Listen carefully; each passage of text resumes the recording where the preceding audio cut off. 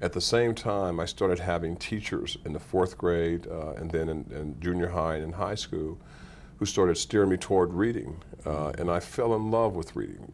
It was my way out. That is that I couldn't be at these places, but I would read these books and they would place me in worlds that I'd never imagined before. Whether it's Gulliver's Travels, whether it's Robinson Crusoe. I just started reading and getting a sense about the world. And as I recall vividly, that I would go to the public library, check out all these books. The librarian and I had a mutually respectful relationship. She'd give me all these books, and she would just be thrilled at the fact that I would come back and tell her what I'd learned. She'd give me these little gold stars of how many books I would read a week.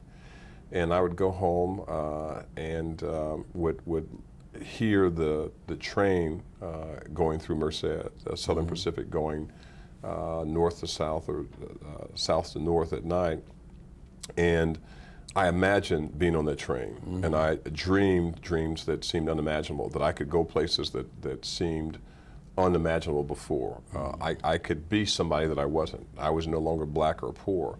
I was an explorer. I was a creator. I was an astronomist. I mean, I was all those things I'd read about. And finally, it sort of removed the chains, the shackles that I thought I'd had on my mind. It made me imagine then, as a young person who could read and who had confidence, I could do anything. And that confidence was fixed in me. And then it reached the heights that I was trying to then, perhaps mistakenly, tell my parents, wait a minute, you should read more. You should appreciate this. You should understand. And what was their reaction? A little bit of embarrassment and discomfort. My mother went all the way to 10th grade before she dropped out. But my father had learned to read by grabbing newspapers, but he'd never had any formal education. And so I couldn't give him the book and ask him to read it. It was embarrassing to him. And I didn't quite realize that, but I was so excited. How do you share? It should have been the other way. Parent reading to child. And I'm not criticizing them. I'm criticizing the system that deprived them of the education that they could have had that would have helped the next generation of children to move forward.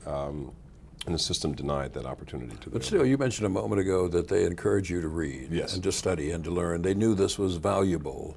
This would be good for you.